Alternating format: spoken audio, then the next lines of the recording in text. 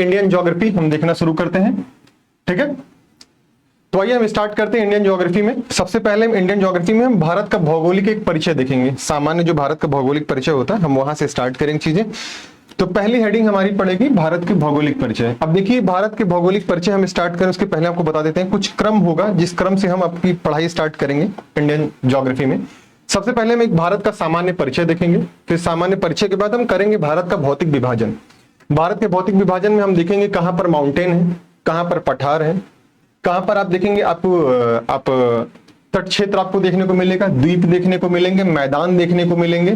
ठीक है, ये सारी चीजें हम भारत के भौतिक विभाजन में देखेंगे। फिर हम अपवाह तंत्र देखेंगे। अपवाह तंत्र का हम विभाजन करेंगे गंगा नदी तंत्र में, सिंधु नदी तंत्र, ब्रह्मपुत्र नदी, अर्थात पहले उत्तर भारत का नदी तंत्र, और फिर हम देखेंगे दक्षिण भारत की नदी तंत्र। दक्षिण भारत के नदी तंत्र को जब हम देखेंगे तो उसमें हम सबसे पहले देखेंगे अरब सागर में गिरने वाली नदियां और बंगाल की खाड़ी में गिरने वाली नदियों के क्रम को हम देखेंगे। जब हमारा अपवाह तंत्र खत्म होगा तो फिर हम एंटर करेंगे भारत की जलवायु एवं मृदा पर, कि भारत के क्लाइमेट कैसा है, यहाँ पे मानसूनी जो जलवायु है, तो भारत में मानसूनी जलवायु क्यों है, इसके पीछे का क्या कारण है, तो पहले हम उसे जानेंगे। और फिर जलवायु जो हमारा मानसूनी जलवायु है उसका क्या प्रभाव भारत पर होता है हम उसे देखेंगे। और साथ ही साथ हम यह समझने की कोशिश करेंगे कि भारत की मृदा जो है, भारत में कैसी कैसी मृदा, कहीं जलोढ़ मृदा है, कहीं रेड सॉइल मिल रही, कहीं ब्लैक सॉइल मिल रही, कहीं येलो सॉइल मिल रही। तो ये सॉइल किसी जगह पर मिल रही तो क्यों मिल रही, इस स्पेसिफिक एरिया में मिलने के पीछे का रीजन क्या है, हम इसे समझेंगे। फिर हम बात करेंगे भारत की प्राकृतिक वनस्पति, यानी जो भी वेजिटेशंस यहां पर है हम उन्हें समझेंगे। पहले मैदान के अनुसार समझेंगे, क्षेत्रफल मतलब कि किस किस क्षेत्र में कौन कौन से वेजिटेशन, और फिर हम माउंटेनियस आधार पर समझेंगे कि किस किस क्षेत्र में किस किस ऊंचाई पर कैसे कैसे माउंटेन आपको देखने को मिलते हैं। फिर हम बात करेंगे यहाँ पे जो भी इरिगेशन प्रणाली है या सिंचाई प्रणाली कैसी हम उसे देखेंगे। फिर यहाँ पे भी जो भी डैम्स यहाँ बनाए गए या जो भी बहुउद्देशीय परियोजनाएं हैं उनके बारे में हम देखेंगे। फिर हम बात करेंगे कृषि के बारे में, फिर पशुपालन के बारे में बात करेंगे, फिर हम खनिज एवं ऊर्जा संसाधन की बात करेंगे, खनिज की बात और ऊर्जा संसाधन की बात करेंगे। जब खनिज ऊर्जा संसाधन खत्म हो जाएगा फिर हम बात करेंगे इंडस्ट्री की, इंडस्ट्री के बाद हम बात करेंगे परिवहन की, परिवहन के बाद हम बात करेंगे जनजातियों की। सिर्फ जनजातियों के नामों को नहीं जानेंगे, हम जनजातियों की विशेषताओं को भी समझने की कोशिश करेंगे, उनके पीछे क्या विशेषताएं हैं और क्या कारण है कि वो मुख्य धारा से नहीं जोड़ पाए अपने आप को। साथ ही फिर जब कुछ मिसलेनियस चीजें होंगी जो हमारे इन सारे टॉपिक्स में नहीं कवर हुए होंगे हम उन्हें देखेंगे। तो सबसे पहले आप यहाँ हेडिंग डाल लीजिए, हम एक एक चीज बताते चलते कि हम क्या क्या चीजें आपको कराएंगे। तो आज आपका हम पाठ्यक्रम लेके चलते हैं। ठीक है, पाठ्यक्रम। ठीक है, सही, हम पाठ्यक्रम की बात करते हैं। तो पाठ्यक्रम में हमारा पहला टॉपिक होगा क्या, भारत का सामान्य परिचय। भारत का सामान्य परिचय। अब देखिए जो सामान्य परिचय है हर साल यहां से आपके एग्जाम में 2 से 3 क्वेश्चन आपको देखने को अवश्य मिलते हैं। 1 से 2 क्वेश्चन आपको भारत के सामान्य परिचय देखने को मिलेगा, जिसमें हम यहाँ का भारत का क्षेत्रफल समझेंगे, भारत किस अक्षांश पे किस देशांतर पर अवस्थित है इसके बारे में हम समझेंगे। साथ ही साथ यहाँ पे कैसी दशाएं हैं, कैसी जलवायु दशाएं हैं हम उनके बारे में समझेंगे। पूर्व से पश्चिम, उत्तर दक्षिण कैसा भारत का विस्तार है हम उसे समझेंगे। हम भारत के नामकरण के पीछे घटनाक्रम को समझेंगे, भारत का नामकरण कैसे पड़ा। ठीक है, इन सारी चीजों को हम देखेंगे। सेकंड हम देखेंगे टॉपिक भारत का भौतिक विभाजन। भारत का भौतिक विभाजन, आप लोग साथ में इसे राइट डाउन भी करते रहे, भारत का भौतिक विभाजन। फिर थर्ड पॉइंट हम देखेंगे अपवाह तंत्र। अपवाह तंत्र हम देखेंगे। अपवाह तंत्र के बाद हमारा जो चौथा पॉइंट होगा, हम चौथे पॉइंट में देखेंगे भारत की जलवायु और मृदा को देखेंगे। भारत की जलवायु और मृदा को देखेंगे। भारत की जलवायु और मृदा को देखेंगे। भारत की जलवायु और मृदा को देखेंगे। पांचवा जो पॉइंट हमारा होगा, पांचवा टॉपिक हम देखेंगे भारत की प्राकृतिक वनस्पति को देखेंगे। भारत का जो वेजिटेशन है उसके बारे में समझेंगे। तो भारत की प्राकृतिक वनस्पति, भारत की प्राकृतिक वनस्पति देखेंगे, पांचवा टॉपिक। और जो छठा टॉपिक हम देखेंगे सबसे महत्वपूर्ण होगा, छठा टॉपिक हमारा जो संसाधन होंगे, जो भी हमारे रिसोर्स होंगे हम उन संसाधन की बात करेंगे। सबसे पहले हम बात करेंगे जल संसाधन, जल संसाधन, जल संसाधन, सिंचाई व बहुउद्देशीय परियोजनाओं की बात करेंगे। किसकी बात करेंगे? बहुउद्देशीय परियोजनाएं। बहुउद्देशीय परियोजनाएं, ठीक है। हम किसकी बात करेंगे? बहुउद्देशीय परियोजनाओं की बात करेंगे। बहुउद्देशीय परियोजनाओं के बाद हम जब आगे बढ़ेंगे तो हम सबसे पहले बात करेंगे इसमें कृषि और पशुपालन की बात करेंगे। कृषि और पशुपालन की बात करेंगे। किसकी बात करेंगे? 7वां टॉपिक हो कृषि व पशुपालन की, ठीक है। कृषि व पशुपालन की बात हम करेंगे। 8वें पॉइंट कृषि पशुपालन के बाद हम बात करेंगे आपका खनिज और ऊर्जा संसाधन की बात करेंगे। खनिज और ऊर्जा संसाधन की बात करेंगे। खनिज व ऊर्जा संसाधन की बात हम करेंगे। जो भी हमारे यहाँ कौन कौन से रिसोर्स पाए जाते हैं हम उन्हें समझने की कोशिश करेंगे, और उन रिसोर्सों का हम यूज कहां कहां करते हैं हम उन चीजों को भी देखेंगे। फिर 9वें नंबर पर हम बात करेंगे इंडस्ट्री के। आप बिल्कुल नोट्स बनाते हुए चलें, ठीक है। साइस्ता प्रवीण जी, नोट्स बनाते हुए चलें या नोट मिलेगा हमें? नहीं, आप नोट्स बनाते हुए चलें, क्योंकि आप जो राइट डाउन करेंगे वो आपको याद रहेगा खुद से, ठीक है।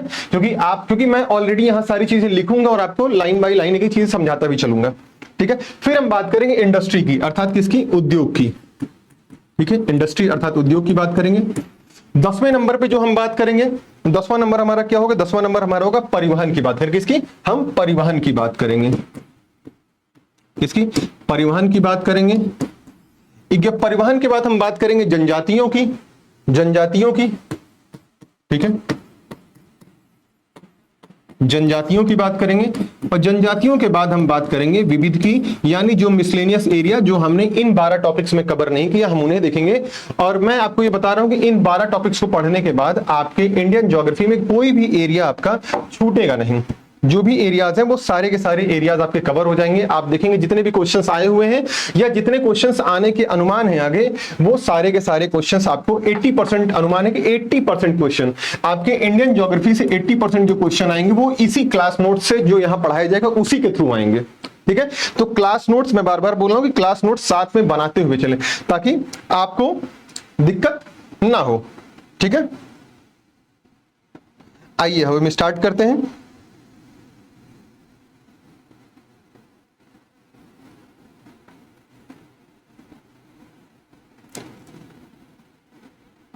ठीक है, अब हम यहां सबसे पहली हेडिंग लेंगे। हम समझ सकते हैं, यहां तक आपने चीजें लिख लिया होगा।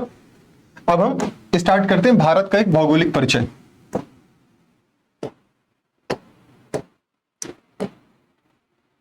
भारत का सामान्य परिचय, ठीक है। भारत का सामान्य परिचय। अब सामान्य परिचय का मतलब होता है कि हम जनरल इंट्रोडक्शन भारत के बारे में समझेंगे, जो बहुत बेसिक्स चीजें हैं जो हमारे एग्जाम्स के लिए भी महत्वपूर्ण है और हमें भारतीय होने के कारण भी हमें पता होना चाहिए, ठीक है। तो आइए सबसे पहले हम इसमें बात करेंगे भारत के नामकरण की बात करेंगे। हम बात करेंगे भारत के नामकरण की, कि आखिर भारत का नाम भारत क्यों पड़ा। भारत का नाम भारत क्यों पड़ा? इसका नाम कुछ और पड़ सकता था, भारत ही क्यों इसका नाम रखा गया?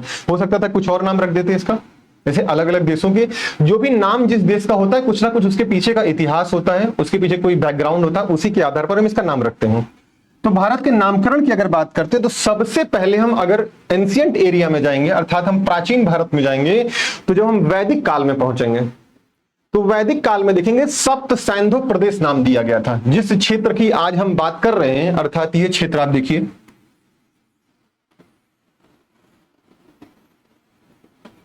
उस समय तो बांग्लादेश, ये सारे एरिया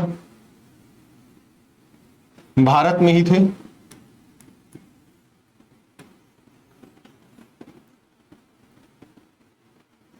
ठीक है, और उसके बाद ये आपका पाकिस्तान लगा हुआ था।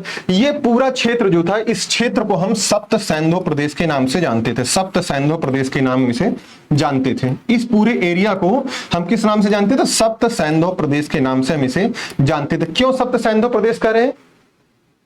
क्योंकि यहां पर जो सिंधु सभ्यता के लोग थे, सिंधु समय के लोग थे, जो सिंधु काल के लोग थे, उन्होंने यहीं पर अपना निवास स्थान बनाया। सिंधु सभ्यता, क्योंकि जब यहां पे जो लोग रहे, सिंधु सभ्यता के लोग सबसे पहले इस क्षेत्र में रहे, इसलिए इस क्षेत्र को हम किस नाम से जानते हैं? सिंधु सभ्यता के नाम से, या सिंधु या सप्त सैंधव प्रदेश के नाम से हम जानते हैं। सिंधु और उसकी जो सहायक नदियां हैं उनके द्वारा इन क्षेत्रों का निर्माण किया गया, इन क्षेत्रों का निर्माण किया गया, और उस कारण से हम इसे क्या बोलते हैं? सप्त सैंधव प्रदेश के नाम से जानते हैं। तो अगर यहां पहला पॉइंट आप लिखना चाहें तो लिख सकते हैं। पहला पॉइंट आप मेरे साथ ही लिखते भी चलें। पहला पॉइंट, नामकरण वैदिक काल में, वैदिक काल में इसे सप्त सैंधव, क्या सप्त सैंधव प्रदेश, सप्त सैंधव प्रदेश नाम दिया गया। क्या नाम दिया गया? सप्त सैंधव प्रदेश के नाम से इसे हम जानते थे वैदिक काल में। और किस काल में? वैदिक काल में भी। वैदिक काल को देखेंगे दो भागों में विभाजित किया गया, एक ऋग वैदिक काल और उत्तर वैदिक काल। तो ऋग वैदिक काल में हम इसे क्या कहते हैं? ऋग वैदिक काल में हम इसे क्या कहते हैं? इसे हम सप्त सैंधव प्रदेश कहते हैं ऋग वैदिक काल में। ठीक है,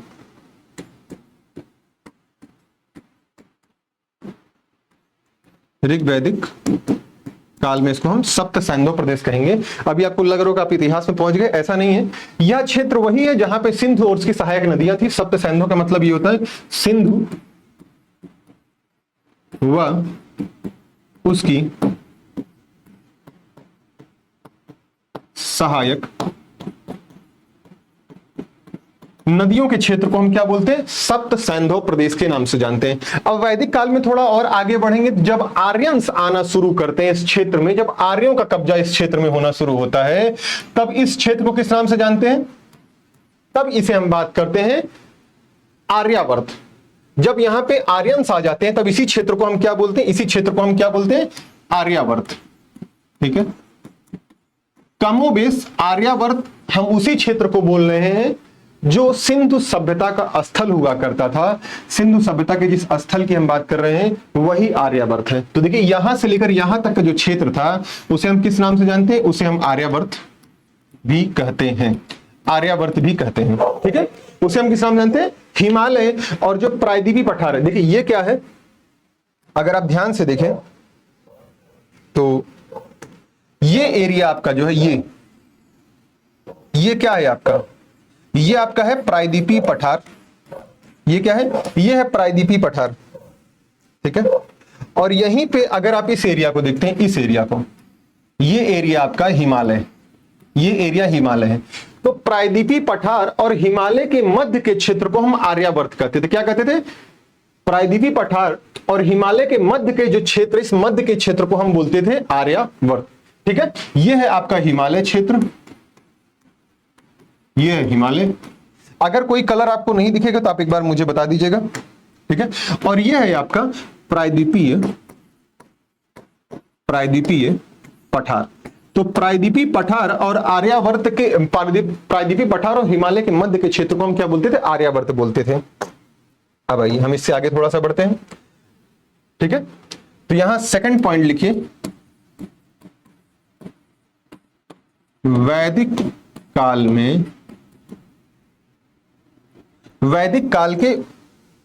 काल के जब उत्तर वैदिक काल में आएंगे, उत्तर वैदिक विभाजन में जब आएंगे, अब एक तरीके से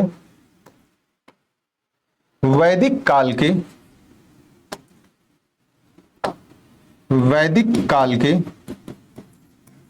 उत्तर वैदिक काल में इस क्षेत्र को हम आर्यावर्त कहते थे, आर्यावर्त कहते थे।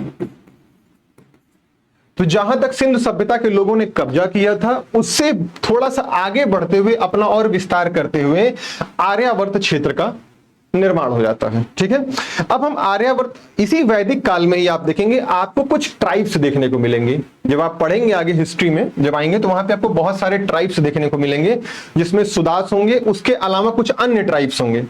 तो वहां पे एक युद्ध होता है, तो हम युद्ध की चर्चा जब हिस्ट्री में पढ़ेंगे तब समझेंगे।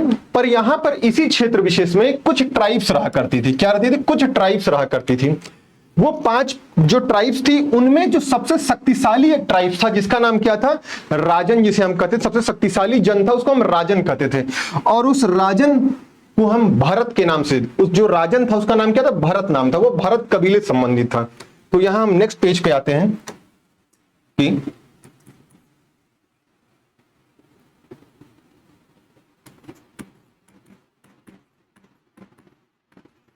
उत्तर वैदिक काल में, उत्तर वैदिक काल में, या फिर सीधे लिख लीजिए वैदिक काल में, ये सही रहेगा।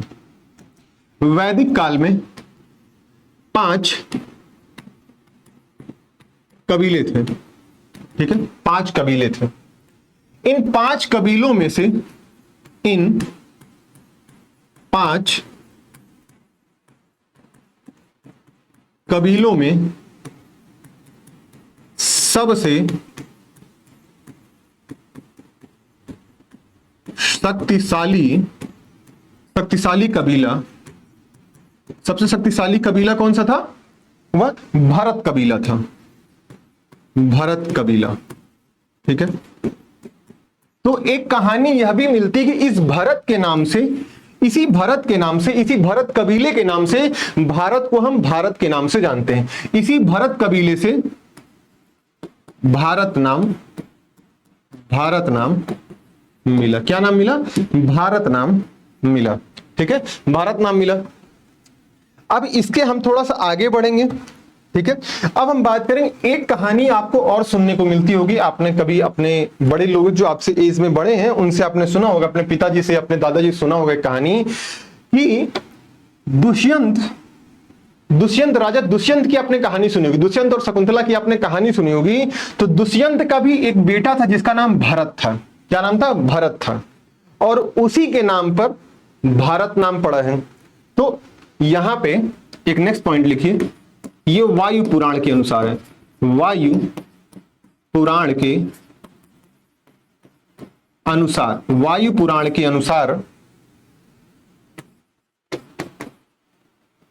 वायु पुराण के अनुसार राजा दुष्यंत के पुत्र का नाम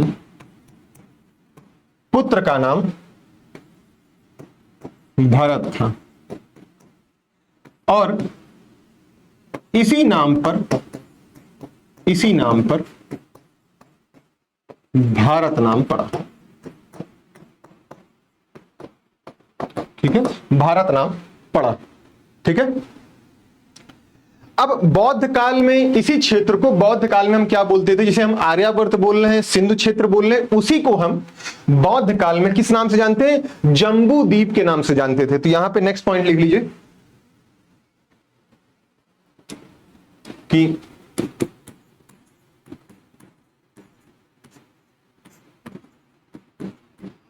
बौद्ध काल में इसी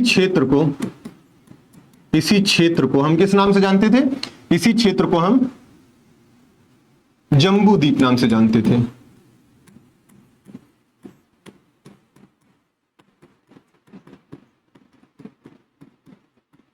जैसे आप सुनते हैं ना, जम्बू द्वीप है, भारत खंड है, आर्यावर्त है, तो ये सब जो नाम है ये सब उसी समय के दिए हुए नाम हैं, उसी समय के दिए हुए नाम हैं।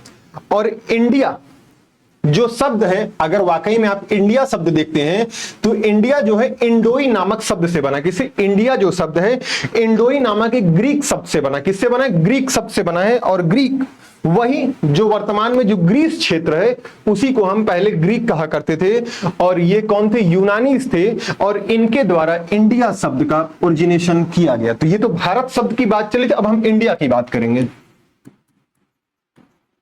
इंडिया जो शब्द है यह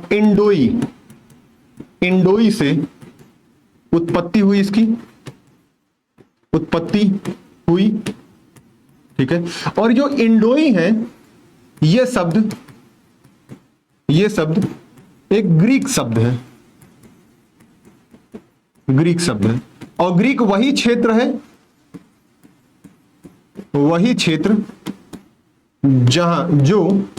जहां यूनानीज रहते थे, जहां यूनानीज यूनानी रहते थे।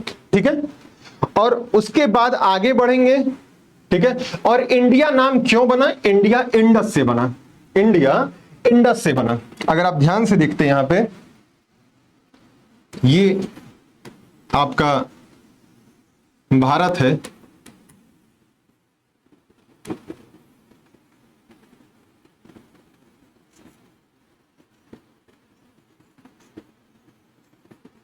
ठीक है, ये है भारत, ये है पाकिस्तान, इससे लगा, और यहां से एक नदी निकलती है, यहां से एक नदी निकलेगी। ठीक है, और ये कौन सी नदी है? ये है आपकी सिंधु नदी। तो ग्रीक्स ने कहा कि जो सिंधु नदी है, सिंधु के पूर्व में रहने वाले, सिंधु के पूर्व में रहने वाले लोगों को इंडियंस कहा। सिंधु मतलब इंडस, इंग्लिश में से इंडस कहते हैं सिंधु को, और उसी से इंडिया शब्द की उत्पत्ति हुई है। ठीक है, मतलब वजह कि इस सिंधु नदी के पूर्व में रहने वाले लोगों को।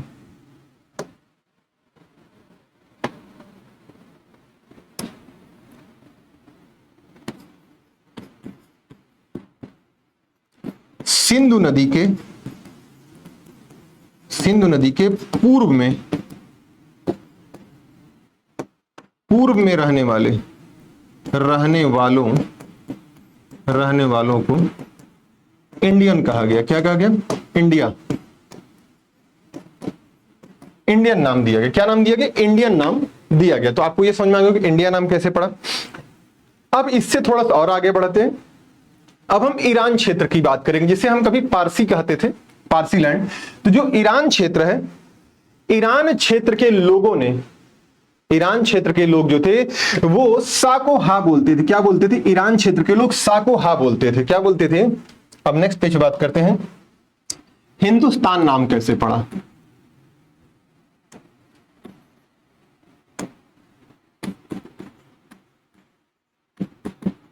हिंदुस्तान नाम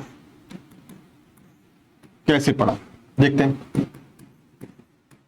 पारसी मतलब वर्तमान ईरान। तो पारसी लोग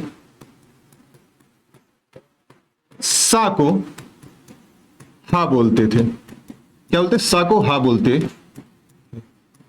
अभी जो सास को हा था, तो मतलब जो सिंधु नदी थी, सिंधु को उन्होंने सा को, यहां के सा को हा कर दिया। क्या कर दिया? यहां के सा को हा कर दिया। तो सिंधु से क्या बन गया? हिंदू। और यही हिंदू धीरे धीरे आगे चल के क्या बना? हिंदुस्तान बना। ये जो आपके इतिहास की बुकों में लिखा है उसके आधार पर मैं बता रहा हूं। वैदिक काल में यहां के तो लोगों का नाम यह है कि और भी रीजंस हैं या और भी कहानियां इसके पीछे हैं। बहुत सारे लोग यह भी कहते हैं कि हिंदू जो शब्द है किसी ईरानियों या किसी पारसियों द्वारा नहीं दिया गया, या खुद का शब्द है, उनके वेदों में इसका उल्लेख है। पर हम वहां नहीं जाएंगे क्योंकि हमें इतिहास पढ़ना है, हमें ज्योग्राफी को समझना है, सिर्फ इसके पीछे के रीजंस को हमें थोड़ा सा जानना था। ठीक है, तो हमने यहां तक समझा। अब हम बात करेंगे भारतीय उपमहाद्वीप की। किसकी बात करेंगे? भारतीय उपमहाद्वीप की। अब भारतीय उपमहाद्वीप की बात करें उसके पहले हम एक मैप ड्रॉ कर लेते हैं यहां पे तेजी से। ठीक है, और भारतीय उपमहाद्वीप में कौन कौन से क्षेत्र शामिल हैं उन सभी को हम यहां पे ड्रॉ भी कर लेंगे।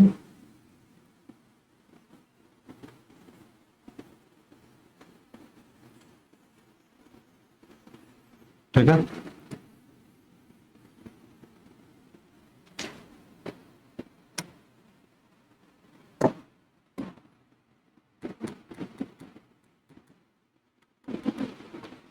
ठीक है, जितने भी क्षेत्र हम सभी को ड्रॉ कर लेंगे यहां पे।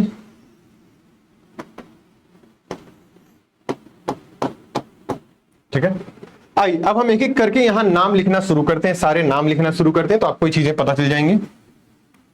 ठीक है, तो देखिए ये है आपका पाकिस्तान। ठीक है, ये है भारत। ठीक, ये आपका नेपाल है। ठीक, ये आपका भूटान है। ये आपका बांग्लादेश है।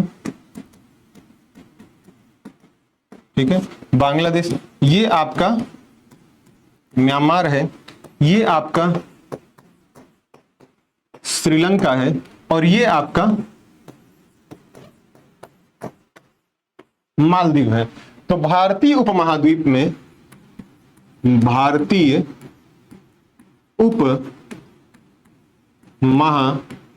में कौन कौन से देश शामिल हैं? भारत तो है ही, भारत के बाद आपका पाकिस्तान है, नेपाल है, ठीक है, भूटान है,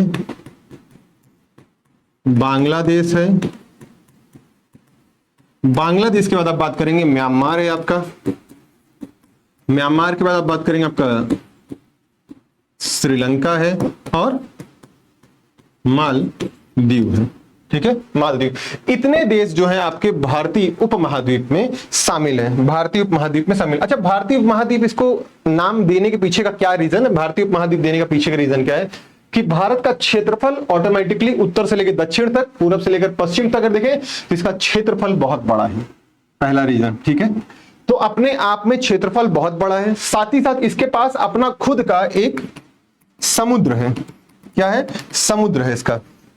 देखिए ये चार देश का समुद्र है, ठीक है, समुद्र है। तो अब समुद्र है इसके पास, तो यानी व्यापार कर सकता है, और साथ ही साथ इसके पास पर्वतीय क्षेत्र भी आपको देखने को मिलेगा। यहां पे आपको इसका पर्वतीय क्षेत्र भी देखने को मिलेगा।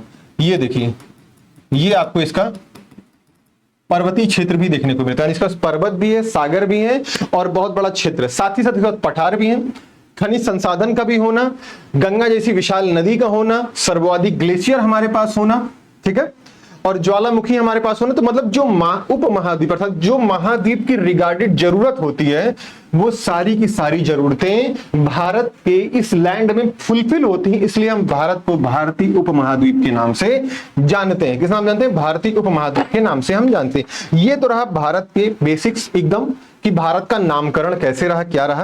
अब हम एकदम डायरेक्ट टू द पॉइंट आएंगे। यहां से आप चाहें तो एकदम डायरेक्टली लिखना शुरू करेंगे। यहां से भर भर के क्वेश्चंस आपके एग्जाम में आपको देखने को मिलेंगे। आइए सबसे पहली बात हम करते हैं भारत की अवस्थिति के बारे में। किसकी बात करते हैं? भारत की अवस्थिति।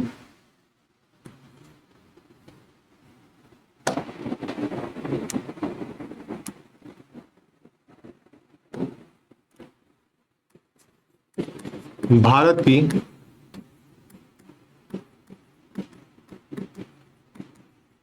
अवस्थिति की बात करते हैं। किसकी? भारत की हम अवस्थिति की बात करते हैं कि भारत की अवस्थिति कहां, अक्षांशीय आधार पर भारत कहां है, देशांतरी आधार पर भारत कहां है, ठीक है। अब अवस्थिति को जानने से पहले हम भारत के आकार को समझ लेते हैं, ठीक है। अवस्थिति, साथ ही साथ यहां पे आप एक पॉइंट और भी लिख सकते हैं, अवस्थिति और विस्तार, ठीक है। तो सबसे पहले भारत की आकृति की अगर आप बात करते हैं कि भारत का आकार कैसा है या भारत की आकृति कैसी है, भारत की आकृति कैसी है, तो देखेंगे भारत की जो आकृति है वह कैसी है? वह चतुष्कोणीय आकृति। कैसी है? चतुष्कोणीय आकृति। कैसी है? चतुष्कोणीय आकृति। अब कैसे चतुष्कोणीय है आप देखते चलिए फटाफट यहां पे तेजी से, ठीक है।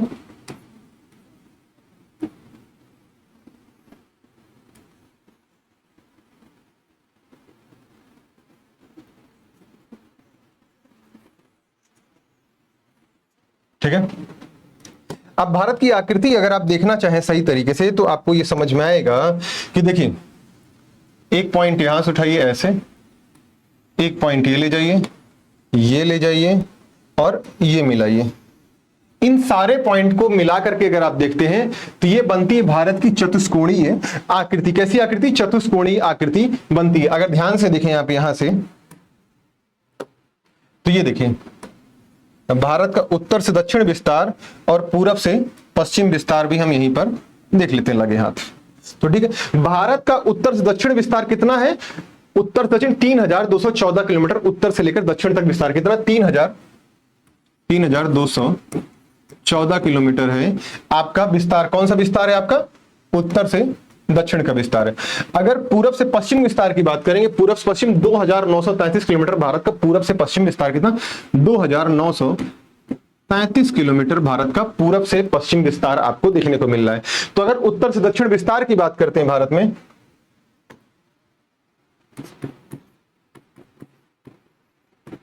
भारत का उत्तर से दक्षिण विस्तार की बात करते हैं, तो उत्तर दक्षिण विस्तार कितना है? देखिए 3,214 किलोमीटर। ठीक है, अब पूरब से पश्चिम देख लेते हैं भारत का। भारत का पूर्व से पश्चिम विस्तार कितना है? पूरब से पश्चिम विस्तार बात करेंगे तो 2,933 किलोमीटर आपको पूरब से पश्चिम विस्तार देखने को मिलेगा भारत का। अगर हम वही बात करते हैं, भारत पे 4 महत्वपूर्ण पॉइंट्स हैं, सबसे उत्तरी बिंदु, सबसे दक्षिणी बिंदु, सबसे पूर्वी बिंदु, सबसे पश्चिमी बिंदु की। आइए हम एक एक करके सारी बातें हम यहाँ पे कर लेते हैं। तो सबसे उत्तरी बिंदु की अगर भारत में बात करते हैं, सबसे उत्तरी बिंदु कहां पर? ये है, क्या इसका नाम है? इसका नाम है इंदिरा कॉल। क्या नाम है? इस सबसे उत्तरी बिंदु है, इसका इंदिरा कॉल नाम है, जो कि कहां पर स्थित है? अवस्थित है या लद्दाख में अवस्थित? कहां है? आपके लद्दाख शहर में अवस्थित है इंदिरा कॉल। और यहां पे आते हैं आप गुजरात में, तो गुजरात में आपको एक नाम देखने को मिलेगा जिसका नाम है गुहार मोता। क्या नाम है? गुहार मोता, या फिर हम गुहर मोती के नाम से भी इसे हम जानते हैं। दक्षिण में अगर आप बात करते हैं यहां पे, तो एक पॉइंट आपको यहां देखने को मिलेगा जिसका नाम है कन्याकुमारी। कन्याकुमारी। और एक पॉइंट आपको यहां देखने को मिलेगा अरुणाचल प्रदेश में, जिसको क्या बोलते हैं हम? किबिथु। किबिथु बोलते हैं। यहीं पे अगर आप, ये तो भारत, जो भारत का इनलैंड वाटर है, जो भारत का लैंड है, उस लैंड पर आपको पूरा पश्चिम उत्तर दक्षिण सारे बिंदु देखने को मिल रहे हैं। तो हम यहां पहले बना लेते हैं ऐसे ऐसे। ठीक है, सबसे उत्तरी बिंदु कौन सा है? तो यहां लिख लीजिए भारत के 4 बिंदु। तो उत्तरी बिंदु कौन सा आपका? इंदिरा कॉल है। क्या है? इंदिरा कॉल। कहां पर है? लद्दाख में है। ये वर्तमान में पीओके में, पाक ऑक्युपाइड कश्मीर, जो पाक ऑक्युपाइड जो लद्दाख क्षेत्र है, वहां पर आपको देखने को मिलेगा। ठीक है, इंदिरा कॉल। इंदिरा कॉल के बाद आप बात करते हैं दक्षिण में, सबसे देखेंगे तो कन्याकुमारी है। क्या है? कन्याकुमारी। कहां है कन्याकुमारी? आपके तमिलनाडु में। कहां है? आपके तमिलनाडु में आपके कन्याकुमारी आपको देखने को मिलता है। सबसे पूर्वी बिंदु की बात करेंगे तो पूर्वी बिंदु आपका किबिथु है। क्या है? किबिथु आपका पूर्वी बिंदु है। ये कहां पर है? आपके अरुणाचल में है। कहां है? अरुणाचल में। अरुणाचल में। सबसे पश्चिमी बिंदु की बात करेंगे तो गुहार मोता है। क्या है? गुहार मोता है। और ये कहां पर है गुहार मोता? आपके गुजरात में है। ठीक है, अगर यहीं पर आप बात करते हैं भारत का, अगर दक्षिणतम बिंदु की बात करेगा, जब सारे द्वीप को मिलाकर के बात करेंगे, तो सारे द्वीपों में सबसे दक्षिणतम बिंदु अगर मिला के बात करेंगे तो पता आपको यहां पर कुछ द्वीप देखने को मिलते हैं आपको। और इस द्वीप पर आपको यहां पे एक पॉइंट देखने को मिलेगा, इस जगह पे एक पॉइंट देखने को मिलेगा जिसका नाम क्या है? इंदिरा पॉइंट। क्या नाम है? इंदिरा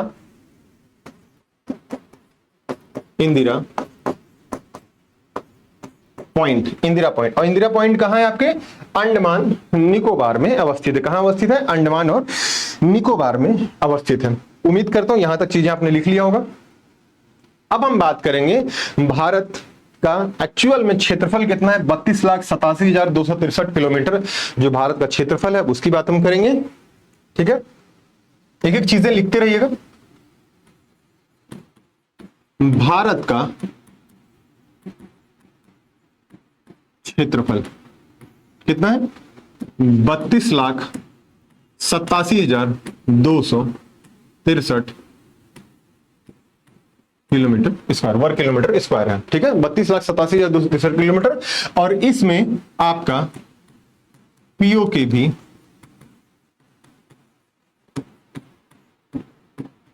शामिल है। पीओके भी इसमें आपका शामिल है। और साथ ही साथ पीओके ही नहीं, इसमें आक्साई चीन क्षेत्र भी शामिल है। क्या शामिल है? आक्साई चीन क्षेत्र भी शामिल है। सर नहीं लिखा था, तो चलिए ठीक है मिश्रा जी, मैं फिर कर देता हूं पीछे। ठीक है, आप एक बार लिख लीजिए इसको, फटाफट सभी नोट्स बनाते रहिए।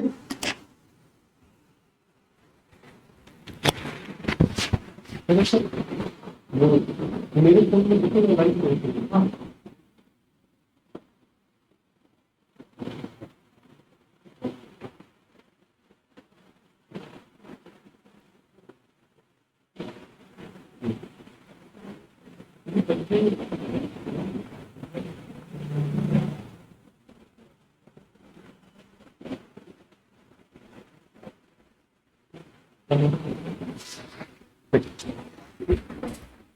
आज से हाँ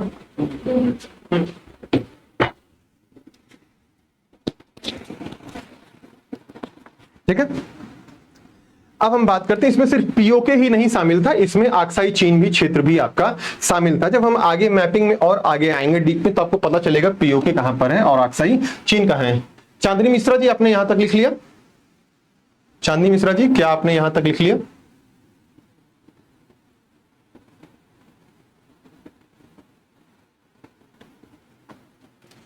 एक एक चीजें राइट डाउन करते हुए चले, आप देखेंगे कि आपको ज्योग्राफी आपके टिप पर आपको याद हो जाएगी। आपकी ऐसी स्थिति एक समय बाद हो जाएगी कि आप एग्जाम तो क्वालिफाई करेंगे, साथ में किसी को बैठा के ज्योग्राफी आप पढ़ा भी देंगे। आपकी स्थिति ऐसी हो जाएगी क्योंकि कोई भी आपका पॉइंट छूटेगा नहीं आपके एग्जाम्स के ओरिएंटेड जितने भी होंगे। ठीक है, और चलिए अब नेक्स्ट पेज पे हम चलते हैं। तो हम यहां पीओके प्लस आक्साई चीन भी शामिल है, आक्साई चीन भी शामिल है। अब हम यहीं पे लगे हाथ आपको बता देते हैं एक बार थोड़ा सा। ठीक है,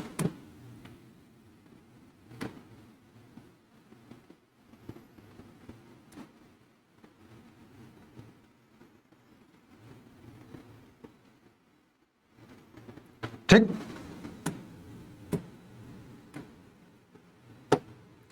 ये वाला जो क्षेत्र आप देख रहे हैं, ये आपका पीओके है। ठीक है, पाक ऑक्युपाइड कश्मीर है।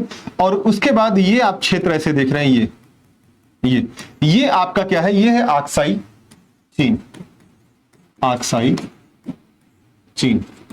ठीक है, ये है एलओसी आपकी, एलओसी, और ये है आपकी एलएसी।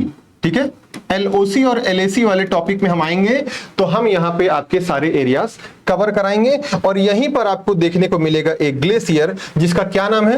यहीं पे आपको एक ग्लेशियर देखने को मिलेगा जिसका नाम है सियाचिन ग्लेशियर। यहीं पर आपको सियाचिन ग्लेशियर भी देखने को मिलेगा। तो चाहे तो आप रफली इसको बना सकते हैं अपने कॉपी में, चीजें आपको आसानी से चीज समझ में आएंगी। यह है आपका सियाचिन ग्लेशियर, सियाचिन ग्लेशियर क्या है? यह है आपका सियाचिन ग्लेशियर। ओके साइसा प्रवीण जी, आपको समझ में आ रहा है, बहुत बहुत धन्यवाद। ठीक है, ठीक है, ये आपका सियाचिन ग्लेशियर हो गया, ये आक्साई चीन क्षेत्र हो गया, ये आपका पीओके हो गया। आक्साई चीन भारत से एक तरीके से अलग हो रहा है एलएसी, और ये एलओसी से अलग हो रहा है पीओके। हालांकि ये पूरा का पूरा क्षेत्र ये किसी का नहीं है, ये भारत का है, ये पूरा का पूरा कंप्लीटली भारत का है। पर अभी अवैध रूप से इधर चीन ने कब्जा कर रखा है और यहां पे पाकिस्तान ने कब्जा कर रखा है। बाकी हम यहां पे और भी कुछ पॉइंट्स हैं, जब हम आक्साई चीन वाले टॉपिक में आएंगे तो और भी हम क्लियरली आपको यहां पे सारी चीजें समझा देंगे। अब हम बात करते हैं कि भारत की जो जलवायु है, भारत की जलवायु है कैसी। तो भारत की अगर जलवायु की बात करते हैं तो भारत की जो जलवायु है वह मानसूनी जलवायु। कैसी है? भारत की जलवायु मानसूनी जलवायु है। नेक्स्ट पॉइंट लिखिए,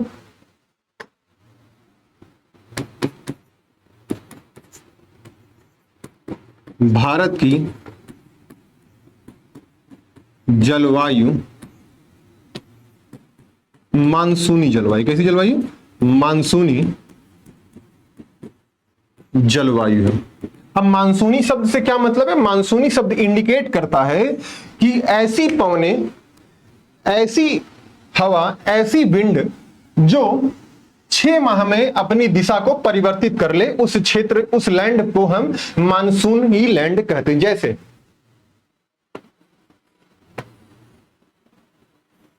ये आपका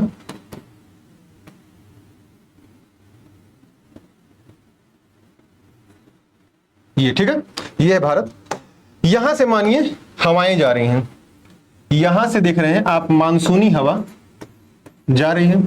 इनकी दिशा कैसे, इनकी दिशा दक्षिण पश्चिम से आ रही है। कैसी आ रही है? दक्षिण पश्चिम से आ रही हैं, दक्षिण पश्चिम इनकी दिशा है। ठीक है, मानसूनी। अब यही मानसून जो ऐसे जाएगा, ऐसे जाएगा, धीरे धीरे आप देखेंगे ऐसे जाएगा, फिर बाद में क्या होगा, इनका यहां पे परिवर्तन हो जाएगा दिशा में। अब देखिए यही पौने जो आगे गई होंगी वही रिटर्न हो जाएंगी, वही पौने रिटर्न होंगी और ऐसे रिटर्न होकर के वापस जाएंगी। तो ये जो वापस जा रही कैसी हैं, ये उत्तर उत्तर पश्चिमी है। ठीक है, उत्तर पश्चिम से होते हुए ऐसे बाहर निकल जा रही है। तो आप देखिए भारत में आप देख रहे हैं कि कैसा, भारत में आप देख रहे हैं पवनों की दिशा बदल रही है, साल में 2 बार पवनों की दिशा बदल रही है। देखिए यहाँ दक्षिण पश्चिम, यहाँ उत्तर पूर्व से पवने जो है अपनी दिशाओं में परिवर्तन कर रही हैं। तो जब पवने 6 माह में, जब पवन 6 माह में, 6 माह में दिशा बदल दे, दिशा बदल दे या विपरीत हो जाए तो उसे हम कहते हैं मानसूनी जलवायु का क्षेत्र। क्या यह पॉइंट आपको समझ में है कि मानसूनी जलवायु का क्षेत्र क्या पॉइंट था? ठीक है, उम्मीद करता हूं समझ में आया होगा। और भारत की, अगर भारत के गोलार्ध की बात करते हैं कि भारत किस गोलार्ध में स्थित है, तो ध्यान से आप देखते हैं भारत जो है उष्ण और उपोष्ण, उष्ण और उपोष्ण दोनों गोलार्धों में स्थित है। अब गोलार्ध को समझने से पहले आप सबसे पहले ग्लोब को समझिए, फिर आपको गोलार्ध समझ में आ जाएगा। ये आपका है ग्लोब, ठीक है, ये आपका है पृथ्वी, ये है आपकी पृथ्वी सर्कल फॉर्म में। और फिर यहां से एक रेखा गुजर रही है, यहां से एक रेखा गुजर रही है, जिसे हम किस नाम से जानते हैं? इसे हम कहते हैं विषुवत रेखा, विषुवत रेखा, या फिर हम इसे भूमध्य रेखा, भूमध्य रेखा। अब भूमध्य रेखा क्यों कह रहे हैं इसको? भूमध्य रेखा इसलिए कह रहे हैं कि देखिए पृथ्वी के, ये पृथ्वी आपके पृथ्वी के मध्य से जो गुजरने वाली काल्पनिक रेखा है, उस काल्पनिक रेखा को हम क्या कहते हैं? विषुवत रेखा, या फिर हम इसे भूमध्य रेखा कहते हैं। इतना समझ में आ गया होगा आपको, ठीक है। और ये है इसका, ये है नॉर्थ पोल आपका, और ये है आपका साउथ पोल, ठीक है, नॉर्थ पोल और साउथ पोल। अब ध्यान से देखें, इसके इधर का क्षेत्र जो है ये क्या है? आपका उत्तरी गोलार्ध है, ये है आपका उत्तरी गोलार्ध, ठीक है, और ये आपका है दक्षिणी गोलार्ध। क्या है ये आपका है दक्षिणी गोलार्ध, ठीक है। ये आपका उत्तरी गोलार्ध है, ये दक्षिणी गोलार्ध। मतलब कहा जाए जो विषुवत रेखा या जो भूमध्य रेखा है, इस भूमध्य रेखा या विषुवत रेखा के उत्तर का जो क्षेत्र उसे हम उत्तरी गोलार्ध कहते हैं, और इसके दक्षिण का जो क्षेत्र उसे हम दक्षिणी गोलार्ध के नाम से जानते हैं, ठीक है। ये आपका नॉर्थ पोल है और ये है साउथ पोल। नॉर्थ पोल और साउथ पोल को मिलाने वाली रेखा को हम क्या कहते हैं? इसे हम कहते हैं देशांतर रेखा। किस नाम से जानते हैं? इसे हम देशांतर रेखा के नाम से जानते हैं, ऐसे, ठीक है। जब हम अक्षांश देशांतर में आएंगे तो हम इसे और डिटेल में समझेंगे, पर मोटा मोटा आप यहां समझ लीजिए,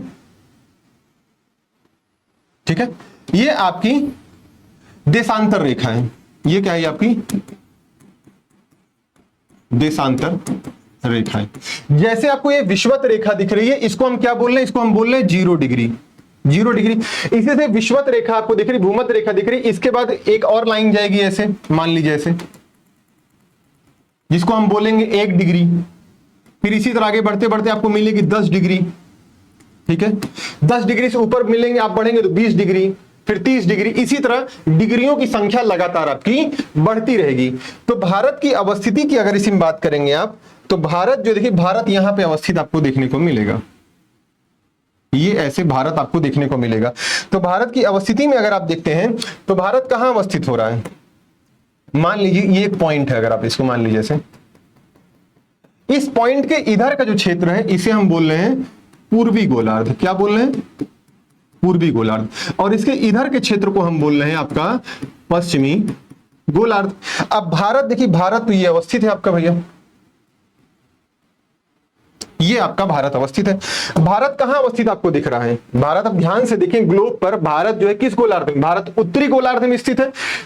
अक्षांश के आधार पर उत्तरी अक्षांश में स्थित, अर्थात उत्तरी गोलार्ध में स्थित है, और देशांक के आधार पर भारत पूर्वी गोलार्ध में स्थित है। तो भारत कहां स्थित है अवस्थिति के आधार पर? भारत अक्षांश के आधार पर उत्तरी गोलार्ध में और देशांतर के आधार पर पूर्वी गोलार्ध में स्थित है।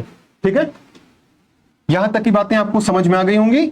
अब हम इसे लिख लेते हैं। यह है आपकी जीएमटी, जिसे हम ग्रीनविच मीन टाइम भी बोलते हैं, जीएमटी ग्रीनविच मीन टाइम, जिसको हम 0 डिग्री देशांतर के नाम से जानते हैं। ठीक है, देशांतर के नाम से हम जानते हैं। तो भारत की अवस्थिति अगर ध्यान से आप लिखना चाहें, भारत की अवस्थिति, सबसे महत्वपूर्ण पॉइंट ये लिख लीजिए कि भारत जो है अक्षांश के आधार पर, अक्षांश के आधार पर, अक्षांश के आधार पर भारत उत्तरी गोलार्ध में स्थित है।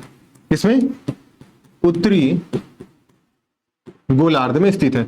और अगर हम देशांतर के आधार पर बात करें, देशांतर के आधार पर, देशांतर के आधार पर हम बात करते हैं तो भारत कहां पर स्थित है? भारत पूर्वी गोलार्ध में स्थित है। किस गोलार्ध में? पूर्वी गोलार्ध में भारत अवस्थित है। भारत पूर्वी गोलार्ध में स्थित है। तो आपने यह पॉइंट समझ लिया कि अक्षांश के आधार पर भारत कहां अवस्थित है? पूर्वी उत्तरी गोलार्ध में, और देशांतर के आधार भारत पूर्वी गोलार्ध में अवस्थित है।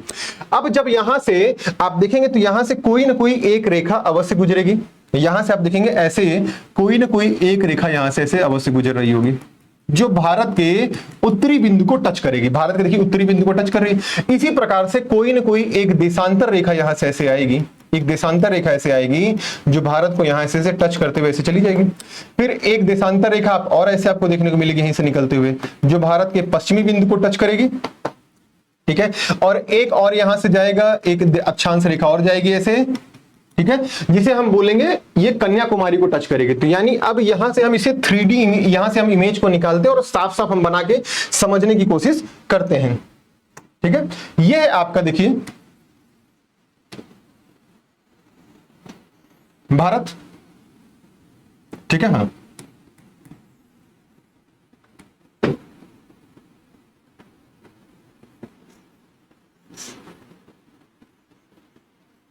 ठीक है, ये भारत। अब भारत, आपको पता है कि जब आप यहां देखेंगे भारत के नीचे आपको एक पॉइंट देखने को मिलेगा यहां पे, यहां से आपकी विषुवत रेखा गुजर रही। कौन सी रेखा गुजर रही? विषुवत रेखा, 0 डिग्री या विषुवत रेखा यहां से गुजर रही है। ठीक है, इसी प्रकार यहां से बहुत सारी ऐसी रेखाएं गुजरेंगी, बहुत सारी ऐसी रेखाएं गुजरती रहेंगी। मान लीजिए 1 डिग्री, 2 डिग्री, 3 डिग्री, फिर ऐसे गुजरेगी 10 डिग्री, फिर ऐसे गुजरेगी 20 डिग्री। ठीक है, इस तरह अक्षांश रेखाएं लगातार गुजरती रहेंगी। फिर यहां पे एक रेखा गुजरेगी ऐसे ऐसे ऐसे करके रेखाएं जो लगातार ऐसे भारत में ऊपर चढ़ती जाएंगी। तो आप देखेंगे यहां पर आपको सबसे पहली जो अक्षांश रेखा देखने को मिलेगी, यहां पर 8 डिग्री 4 अक्षांश रेखा आपको देखने को मिलेगी। ठीक है, आइए अब हम यहां से समझने की कोशिश करते हैं एक चीज को। चलिए,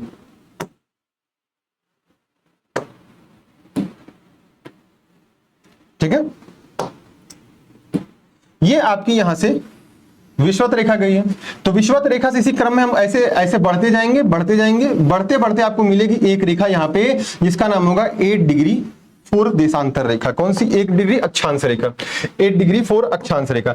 ये होगी आपकी 8 डिग्री 4 अक्षांश रेखा, 8 डिग्री 4 अक्षांश रेखा। ये कैसी रेखा है? ये जो भारत के दक्षिणी बिंदु को, भारत को दक्षिणी बिंदु कन्याकुमारी है, इसको टच कर रहा है। यानी भारत का विस्तार कहां से कहां शुरू हो रहा है? भारत का विस्तार 0 डिग्री से उत्तर में 8 डिग्री 4 उत्तरी अक्षांश से शुरू हो रहा है। 8 डिग्री 4 नॉर्थ से शुरू होगा और इसी तरह लगातार आप बढ़ते जाएंगे तो यहां पे आपको एक रेखा देखने को मिलेगी जिसका नाम है 23.5 डिग्री। क्या नाम है? 23.5 डिग्री नॉर्थ, जिसे हम क्या बोलते हैं? कर्क रेखा भी हम इसे बोलते हैं। क्या बोलते हैं? कर्क रेखा भी बोलते हैं। और इसी क्रम में हम और आगे बढ़ेंगे तो यहां पे हमें एक रेखा देखने को मिलेगी ऐसे, इसे हम बोलेंगे 37 degree 6, 37 degree 6 north, 37 degree 6 north आपको एक अक्षांश रेखा दिखेगी। तो भारत अक्षांशीय आधार पर 8 डिग्री 4 नॉर्थ से लेकर के 37 डिग्री 6 नॉर्थ तक ये भारत का अक्षांशीय विस्तार है। बात क्या है? भारत का अक्षांशीय विस्तार। तो यहां पे लिखिए भारत का अक्षांशीय विस्तार। तो भारत का अक्षांशीय विस्तार जो है आप यहां देखेंगे ध्यान से, तो 8 डिग्री 4 नॉर्थ से प्रारंभ होकर के 37 डिग्री 6 नॉर्थ तक जाएगा, 6 मिनट नॉर्थ तक जाएगा। तो ये भारत का अक्षांशीय विस्तार है। इसी आधार पर भारत देशांतरी विस्तार की बात करेंगे तो मान लीजिए ये आपकी, यहां पे आप देख लीजिए, ये आपकी यहां से एक रेखा गुजरेगी जिसका नाम है GMT, 0 डिग्री, 0 डिग्री, ठीक है, 0 डिग्री आपकी एक रेखा गुजरेगी जिसको हम GMT बोलेंगे। क्या बोलेंगे? GMT इसको बोलेंगे। तो यहां से धीरे धीरे इसी क्रम में ऐसे रेखाएं बढ़ती चलेंगी, 1 2 3, इसी क्रम में लगातार जब रेखाएं बढ़ती जाएंगे तो यहां पर जब आप पहुंचेंगे गुजरात की इस पॉइंट पर पहुंचेंगे तो आपको देखेंगे यहां पे एक रेखा आपको देखने को मिलेगी जिसका नाम है 68 डिग्री 7। क्या नाम है? 68 डिग्री 7 ईस्ट आपको देखने को मिलेगा। ईस्ट क्यों बोल रहे हैं? क्योंकि ये 0 डिग्री के पूर्व में है। भारत कहां है? 0 डिग्री के पूर्व में। देखिए यहां पे आपको दिखाया गया पहले ही मैप में, 0 डिग्री के, ये 0 डिग्री आपकी 0 डिग्री के पूर्व में स्थित है भारत। तो यही आप देखिए यहां पे, तो 0 डिग्री मतलब 68 डिग्री 7 ईस्ट से लेकर के अगर आप यहां देखते हैं तो इसी तरह एक रेखा और यहां आती जाएगी ऐसे, इसको हम क्या बोलेंगे? 68 डिग्री 7 ईस्ट से लेकर के 97 डिग्री 25 तक। कहां तक? 97 डिग्री 25 मिनट ईस्ट तक भारत का विस्तार आपको देखने को मिलेगा। तो भारत का देशांतरीय विस्तार, क्या? भारत का देशांतरीय विस्तार बात करते हैं तो भारत का देशांतरीय विस्तार कहां से? 68 डिग्री 7 मिनट ईस्ट से लेकर के 97 डिग्री 25 ईस्ट तक है, 25 मिनट ईस्ट तक भारत का देशांतरीय विस्तार। तो भारत अक्षांश और देशांतर के आधार पर भारत कहां पर स्थित है आपको ये देखने को मिल रहा होगा। और ये जो कर्क रेखा है, ये कर्क रेखा से ही आपकी मानसूनी जलवायु और साथ ही साथ आप देखेंगे भारत किस गोलार्ध में स्थित, भारत उष्ण और उपोष्ण गोलार्ध में स्थित है। ये वाला टॉपिक हम इसे कल टच करेंगे, ठीक है। उम्मीद करता हूं चीजें आपको समझ में आई होंगी। हाँ बिल्कुल ठीक है, बिल्कुल एक बार आप लोग कमेंट करके अवश्य बताइएगा क्लासेस आपको समझ में आई और क्या सुधार की जरूरत है यह भी बताइएगा। चलिए मैं अपनी बात यहीं समाप्त करता हूं। जय हिंद, जय भारत। नोट्स लगातार बनाते रहिएगा। Bye bye, take care. कल की क्लास में फिर मिलते हैं।